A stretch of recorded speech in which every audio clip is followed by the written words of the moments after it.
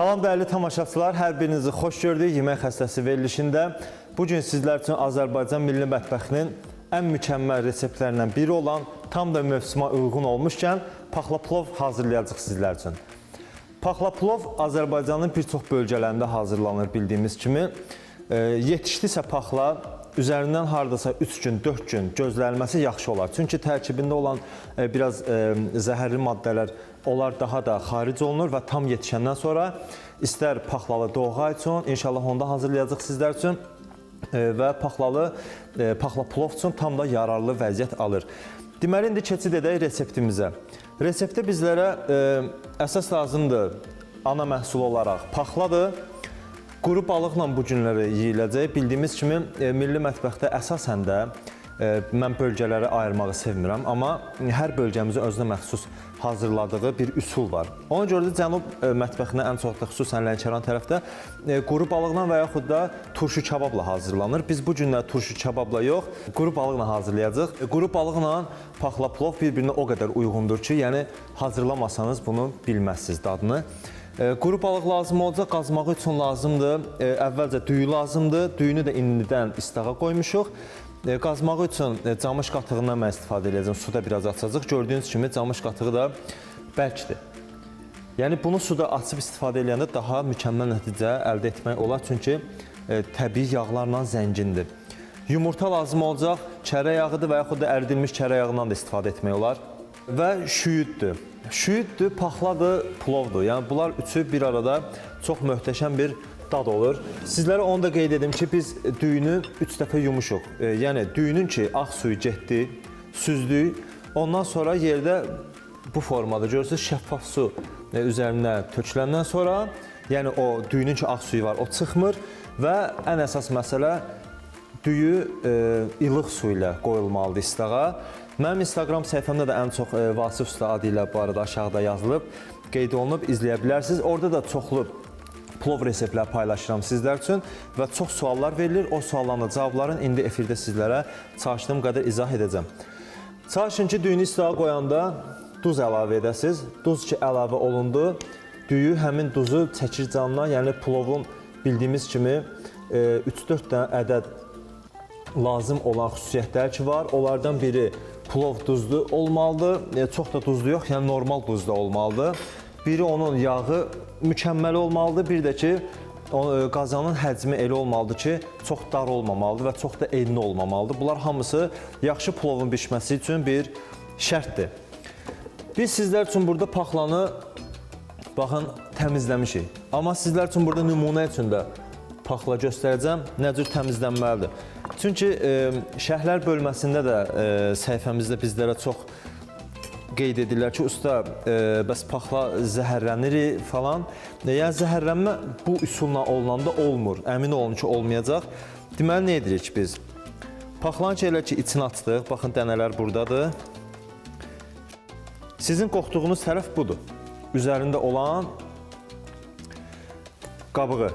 Bu qabıq mütləq dərəcədə soyulmalıdır. Ondan sonra olmalıdır belə. Yəni, bu üsulla olanda 2 dəqiqə qaynar suda bişdisə, lap bir yerdə də bişsə, heç bir problemi yoxdur. Burada qabığından təmizlənir paxla. Və salam, bu üsulla oldu, bizə kifayətdir. İndidən düyünü hardasa 2 saat olar istağa qoymuşuq. Burada da düyünün suyu başlayacaq birazdan qaynamağa, ondan sonra düyünü də əlavə edəcəyik bişməyə.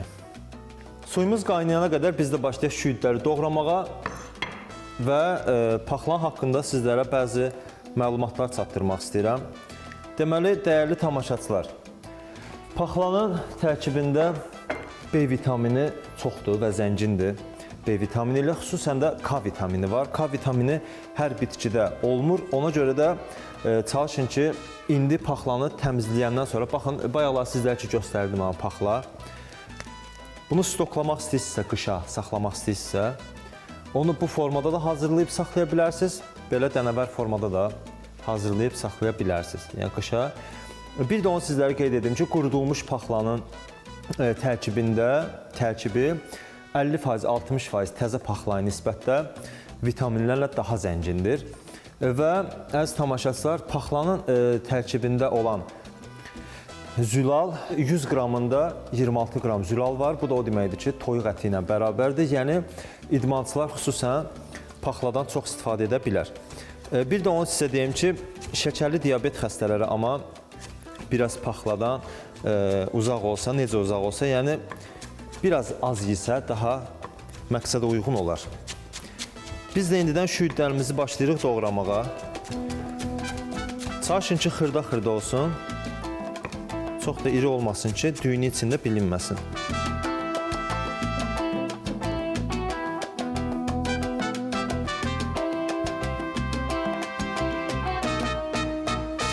Bu arada paxla böyrəklərdə olan bütün daşları, qumları hamısını təmizləməyə malikdir. Xeyri çoxdur. Həm də vegetarianlar üçün, ət yeməyənlər üçün və yaxud da yüngül qidalananlar üçün xüsusi bir seçimdir. Şüydləri doğrayandan sonra bir qaba alıram.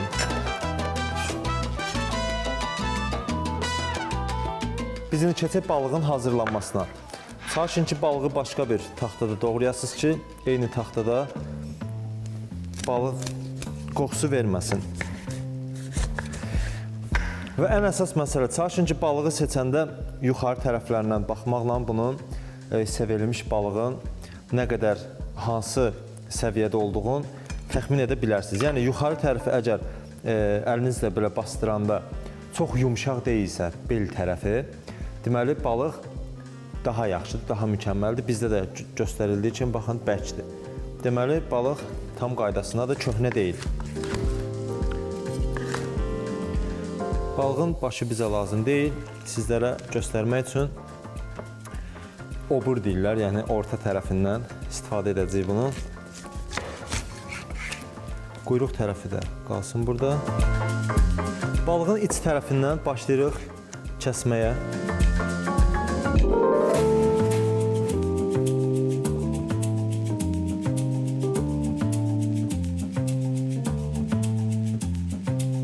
Balığın içində olan bütün çirklər hamısını çıxardırıq və aparıq balığı yumağa ki, içi tərtəmiz olsun. Ondan sonra növbəti prosesi sizlərə göstərəcəm.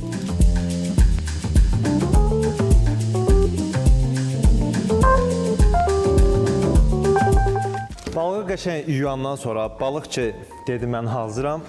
Ondan sonra ya evdə varsa qəzet və yaxud yağlı kağız, fərq etməz.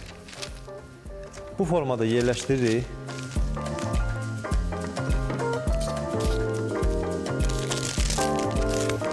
Dörd bir tərəfindən bükmək lazımdır ki, balıq kip qalsın.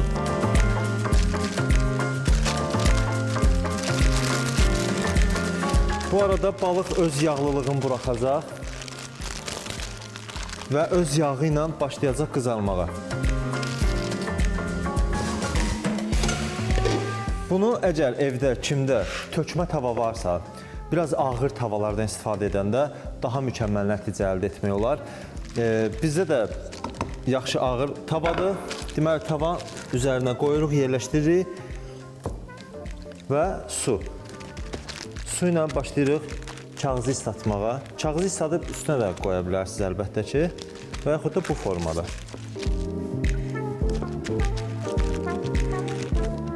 Və salam, kağız da islandı. Qapağını örtürük və zəif bir temperaturda hər bir tərəfi təxminən 15-17 dəqiqə aralığında bişsə bəs edər. Əlbəttə ki, bu balığın içinin daha da yumşaq olmağına görədir. Kimlərsə istəyirsə biraz bərk qalsın, sadəcə üstü qızarsın, onda hər üzü 10 dəqiqə kifayət edər. Yerləşdiririk bura və suyun qaynamağını gözləyirik. Su da artıq qaynamağa hazırlaşır. Mən həmişə suya duzu gözə yarı əlavə edirəm. Amma belə deyim sizlərə, 3 litr suya 1 yemək qaşığının dolusu xörək duzu bəs edər, kifayətdir. Amma mən özüm üçün haçansa bişirəndə 1 yemək qaşığı yarım əlavə edirəm ora. Elə olanda düyü daha ləzzətli olur. Oy. Sağ ol.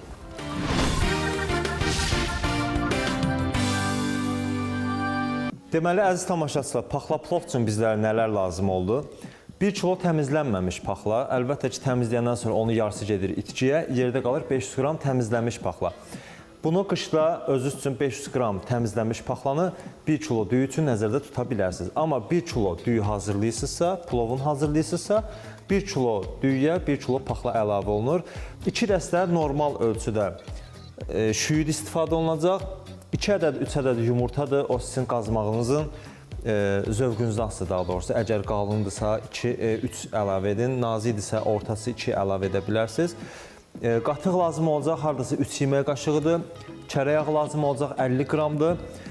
Zəfəran istərsəniz vura da bilərsiniz, vurmaya da bilərsiniz, sizin zövqünüzdən asılıdır. Və yaxud zəfəran və yaxud da ki, sarı kök, o sizdən asılıdır. Daha turş məzə olmasını istəyənlər zirincdən də əlavə edə bilər. O da qeyri-adi bir ləzzət çıxardır ortaya. Mən özüm restoranda işləyəndə müştərilərimiz üçün bəzən zirinclə də hazırlayırdım. Zirincin də, necə deyərlər, öz yeri var. Belə, indi keçək limon suyu haqqında məlumata. Deməli, dəyərli tamaşaçılar, limon suyu düyüyə çox yaraşır. Bunu hamımız bilirik. Və limon suyu nəyə görə əlavə olunmalıdır? Əgər siz düyünü istağa qoymamısınızsa, düyünü istağa qoymaq o demək deyil ki, düyü suyu canına çəksin, uzansın. Ondan əlavə düyünün suda yapışma ehtimalını da azaldır. Və istağa qoyulmayan düyü burada yapışdığı üçün suda, ona limon suyu əlavə olunur. Biz bu günləri düyünü istağa qoyduğumuza görə vurmaya da bilərik. Amma bunu sizlər üçün praktik olaraq sizlərə anlattım ki, düyünün harçansa duzunu vurdunuz, onda biraz da limon suyu əlavə olunur ki, düyünün yapışma ehtimalı azalsın. Deməli, dəyərli tamaşaçılar, suyumuz burada başlayır qaynamağa. Düyünün üzərində olan suyu boşaldıram.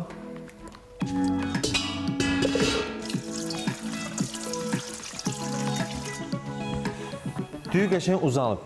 Baxın, bir də ki, düyünü istağa qoyulub-qoyulmadığını bilmək istəyirsə, məsəl üçün, siz də bir şefsiz, girmişsiniz mətbəxə, bu düyünü indi istağdadır və yaxud sonradan istağdadır, onu bilmək istəyirsə, baxın, düyü dümağdır. Bu deməli istağa qoyulub öncədən. Əgər yox, qəhvəyi rəngindədirsə, deməli, hələ istağa qoyulmayıb. O tələbəni öyrətmək lazımdır. Bismillah deyirik və düyünü suya əlavə edirəm.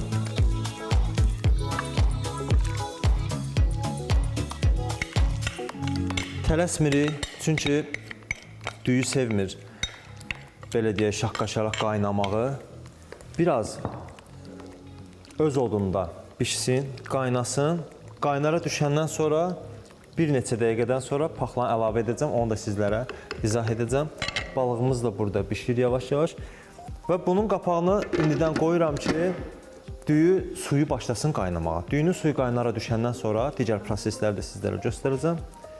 Burada hardasa 6-7 dəqiqədir artıq balıq pişmək istəyir. Baxın, digər yüzü artıq közərib.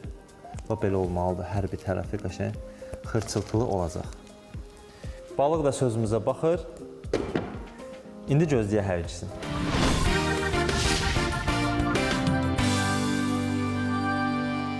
Dəyərli tamaşaçılar, deməli bizdə plov başladı qaynamağa. Daha doğrusu düyü. Gördüyünüz kimi tez bir zamanda uzandı. Bu uzanmağın da səbəbi istağda qalmasıdır. Əlinizlə də yoxlaya bilərsiniz. Əgər qırılırsa, deməli paxlanı əlavə etməyin vaxtıdır. Bir də düyünün qırılmağından da çox şey asılıdır. Bilirsiniz ki, bilgilər hər zaman çox verirəm. Əgər əlinizdə yumuşaq formada qırılırsa, deməli vaxtıdır. Əgər yox, qırılırsa, amma içi biraz bərk qalıbsa, o dəmdə gəlir biraz çox qalsın. Əgər tam da yumuşalmış formada süzülməsini istəmirsinizsə. Paxlanı əlavə edirik. Hardasa 2 dəqiqə düyü ilə bir yerdə qarışılandan sonra, bişəndən sonra nə edəcəyik, onu da sizlərə göstərəcəm. Orada da sizlərə müthiş bir bilgi verəcəm. Burada paxla bişməyində olsun, düyü ilə bir yerdə dostlaşsınlar. İndi balığın, baxın səsi də gəlir, cızıltısı gəlir.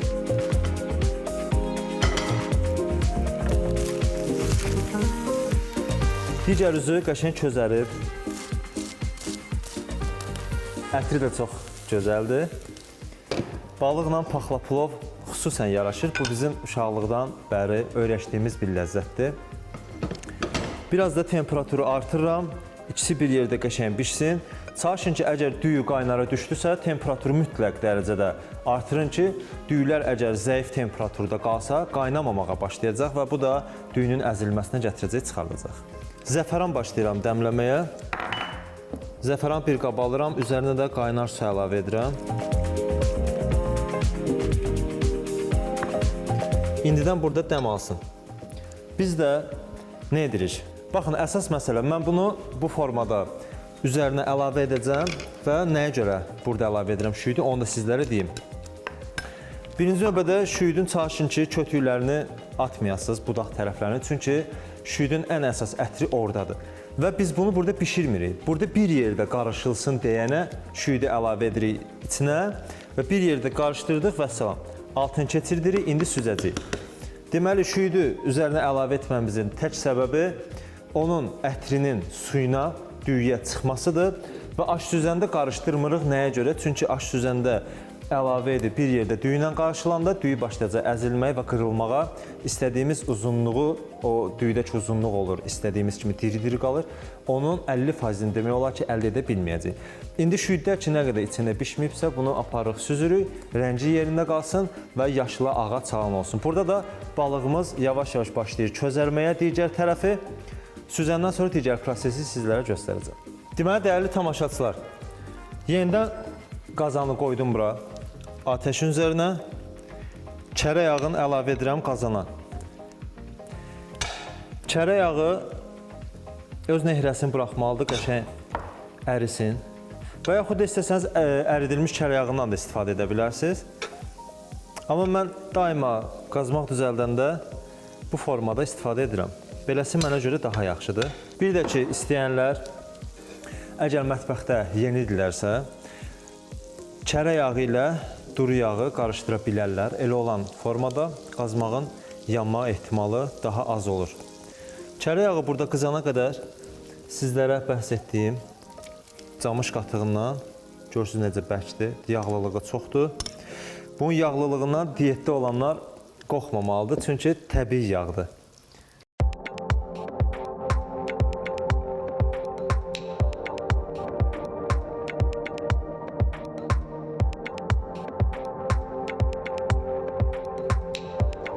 Suyunu açmış demişkən, palçıq turşudan bəzən indi hazırlanma mövsümüdür.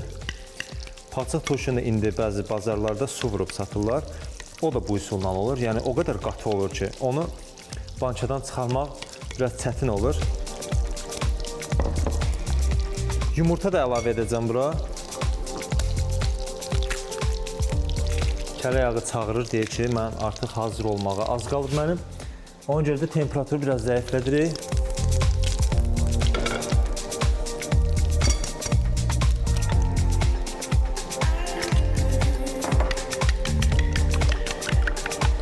Yumurtanı qatıqla bir yerdə çırpırıq.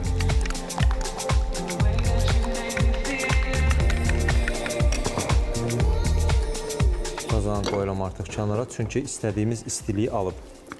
Burada da yumurtanı çalışın yaxşı çırpın ki, əgər yumurta yaxşı çırpılmasa, içində diri-diri qalacaq. Yumurtanın rəngini də yaxşı almağına görə qazmağın biraz da sarı kök əlavə edirəm. Bir də onu sizlərə qeyd edim ki, əgər yenilik olmasını istəyirsinizsə, qazmağı biraz da istiot əlavə edəndə daha mükəmməl nəticə əldə etmək olar. Həm mən ümumiyyətlə acı sevənəm deyənəm, həm acılığı yerində olur, həm qeyri-adi bir ləzzət olur. Həm də ki, fərqlilik. Gördüyünüz kimi, şüyd hər bir tərəfinə yayılıb, baxın, tam istədiyimiz kimi. Bundan əlavə edirəm qarışımın üzərinə və qazmağı hazırlayırıq.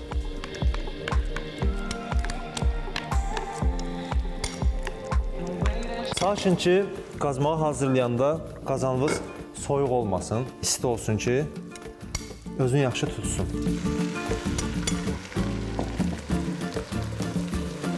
Hər bir tərəfinə başlayırıq yaymağa. Xüsusən Azərbaycanı bilirəm ki, qazmaq sevməyən çox az olar. Çox az olar ki, qazmaq sevməsin. Plov əgər bişirsə evdə, hamı qazanın dibini axtarır ki, qazmağı yesin. Və mən də onlardan biri. İndi gözləyirik burada biraz qazmaq özünü tutsun. Əgər qazmaq özünü tutmasa, istədiyimiz nəticəni əldə edə bilmərik. Qazmaq da özünü tutandan sonra başlayacaq yerdə qalan plovu əlavə etməyə, dəmə qoyacaq və orada da əsas bir-iki xüsusi qeydlər var ki, onları sizlərə göstərmək istəyəcəm. Biraz özünü tutandan sonra əlavə edərik. Bu arada balığın da vəziyyətinə baxaq. Balıq da öz içərisində olan suyu buraxıb və bişmək istəyir. Digər tərəfi közərib, bir dəfə də çevirək. Bu özü demək olar ki, suludur. Tam istədiyimiz kimidir. Ətri də öz yerində. Qazmaq da özünü tutsun, biraz yağlansın. Ondan sonra digər qarışımı da üzərinə əlavə edəcəm.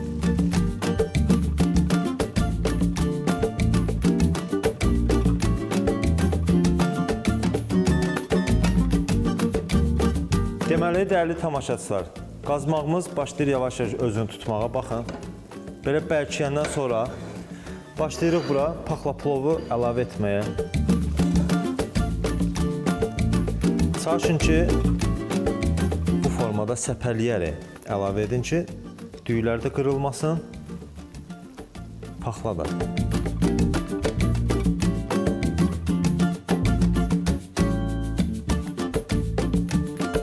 Bir də sizlərə onu qeyd etmək istəyirəm ki, kim əgər üzərinə yağ əlavə edib dəmə qoyursa, o mənə görə düzgün üsul deyil. Çünki illərlə qazandığım təcrübə bunu deyir.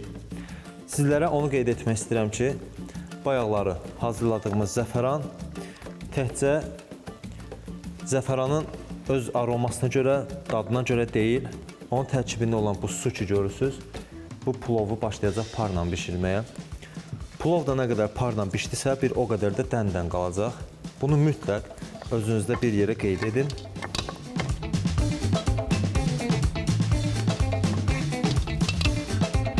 Və plovu dəmə qoyanda çalışın ki, bir-birindən aralı qalsın.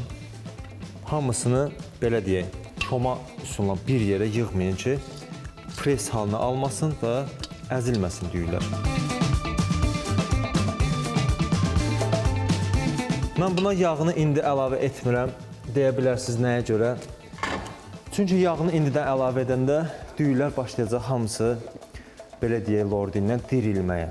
Düyü də diriləndən sonra dəmdə qalma prosesi zəifləyir, amma su ilə dəmdə qalanda istədiyimiz nəticəni əldə edə bilirik. Ona görə də zəfəranı həm dadına görə, həm də par yaratma xüsusiyyətinə görə suyunun üzərinə zəfəran gəzdirirəm. Və əsas məsələ bu plovda da keçərlidir və digər plovlarda da keçərlidir. Çalışın ki, plovu dəmə qoyanda üzərinə su ki əlavə etdiniz, onu heç olmasa 3 və yaxud 4 yerdən bu formada dəliklər açın ki, aşağısına gedən su ki var, o yuxarı par yaratmaq qabiliyyətinə malikdir. O yuxarı çıxdıqca 4 tərəfinə, 5 tərəfinə dəlik olanda o daha da par yarama xüsusiyyəti daha möhtəşəm olur. Qapağını örtürük və mən həmişə ağır bir dəmir qoyuram bunun altına, hər evdə göründüyü kimi. İndi gözləyək, paxla plovumuz bişsin. Bu ərəfədə biz nə edirik? Kərə yağını əlavə edəcəm bir qazancaya, çünki kərə yağı bizim plovların olmazsa olmazıdır. Bildiyiniz kimi bunu da tortasını istərsəniz yığıb şirniyyatlarda istifadə etmək olar. Bunu balığın yerinə qoyacağım. Nəyə görə? Çünki artıq balığımız hazırdır. Baxın, balığın da hər közü bişib. İndi bunu birazdan açacağım. Paxla plov hazır olandan sonra nə qədər ki istidir, qalsın istidə öz istiliyini qorusun. O vaxta qədər biraz da yumuşalsın. Temperaturu açıram. Çalışın ki, çox zəif bir temperaturda qoyun kərə yağını bişməyə, yəni tələsməyin. Əgər unutmuşsunuzsa kərə yağını bişirməyi, əritməyi, biraz duru yağla açıb, biraz duru yağ əlavə edib, Duru yağda çərə yağı bildiyimiz kimi yanmır. Yəni çərə yağına duru yağ əlavə edib bişirəndə onda daha istədiyimiz nəticəni əldə etmək olar. Məsəl üçün pomidor yumurta bişirəndə səhər-səhər görürsünüz ki, çərə yağını bir dəfəlik atırlar tavaya. Tavada yağ başlayır qaralmağa. Ondansa birinci növbədə zeytun yağı və yaxud da istədiyiniz qarğıdalı günə baxan yağını əlavə edib üzərinə də bir parça çərə yağı atanda sizin yağınız qaralmayacaq və yumurtanız da qara yox, ağ çıxacaq. Belə, indi gözləyək çərə yağı da ərisin, plovumuz da o vaxta qədər hazır olsun. Balığın da yeməyi məst edib, birazdan hamısını bir yerdə nuş eləyərik.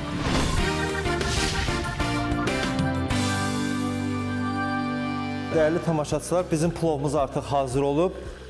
Temperaturu söndürürəm. Nədən billiyə hazır olub? Çünki qapağın hər ətrafına, baxın, gördüyünüz kimi damcılar yığılıb, buxar yığılıb, deməli hazırdır. Bismillah deyirik, qapağı açırıq. Gördüyünüz kimi plovumuz hazırdır. Ətri çox möhtəşəm gəlir. Doğrudan uşaqlıqdan sevdiyimiz ləzzət. Çərə yağı da burada artıq əriyib gördüyünüz kimi. Onu da altını keçirdirəm və başlayıram plovumuzu servis etməyə.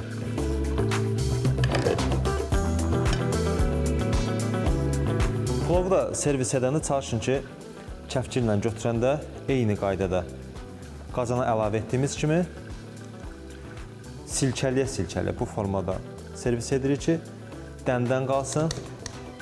Baxın, plovun ortasından götürsəm də, plov yenə də dəndən qalıb. Biraz da yaşıllıqdan üzərinə gəzdirirəm.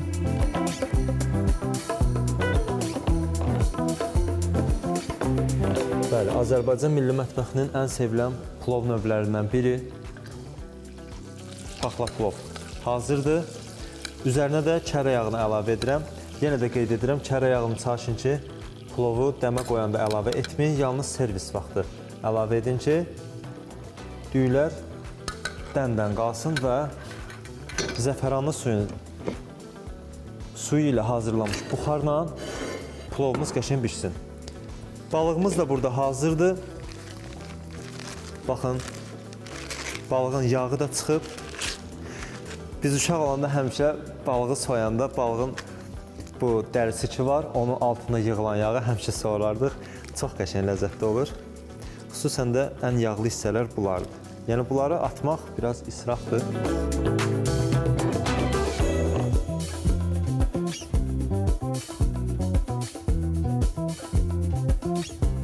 Əminəm ki, artıq hər evdə hazırlanacaq bu yemək.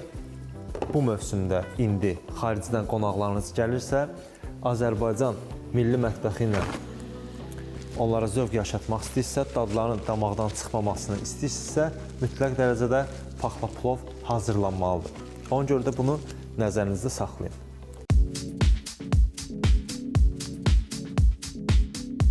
Uşaqlıqdan bəri sevirəm ki, qazmağın üzərinə biraz da yağ vuraq.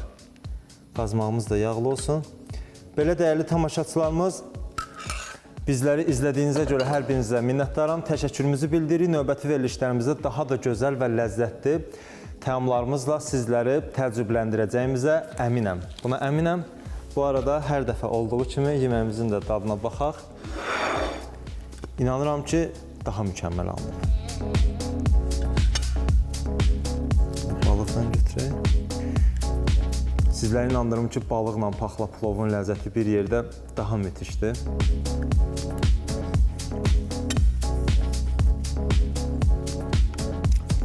Həqiqətən də mütləq dərəcədə hazırlayın. Hazırlayan hər kəsə nuş olsun. Verilişimizi izlədiyiniz üçün minnətdarıq. Sağ olun, Allah'a emanet.